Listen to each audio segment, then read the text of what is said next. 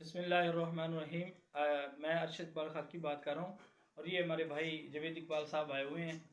تو یہ جو ہے ان کا ماشاءاللہ احساس راشن کے اندر جو ہے نا نام آ گیا ہے، تو انہوں نے جو ہے نا ابھی راشن لینا ہے، تو یہ میرے پاس آئے ہوئے ہیں راشن لینے کے لیے۔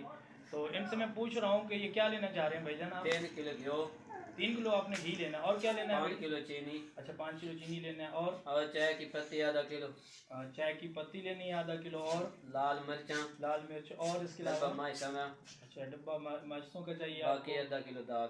اچھا دال لینی ہے، اور بچوں کے لیے کچھ نہیں لینا؟ بچوں کے لیے ایک بوتل، اچھا کپڑے دھونے والا صابن بھی کپڑے لینا؟ دھونے والا صابن بھی، ایک صرفے۔ اچھا، لیکن یہ دیکھ لیں کہ حکومت نے ہمیں صرف 3 چیزیں دینے کے لیے کہا ہے، ہمیں انہوں نے صرف آٹا، جی آئل اور جو ہے نا دالیں، جی، لیکن آپ تو ہمارے ساتھ جو ہے نا اور چیزیں بھی شیئر کر رہے ہیں کہ ہمیں یہ بھی دو۔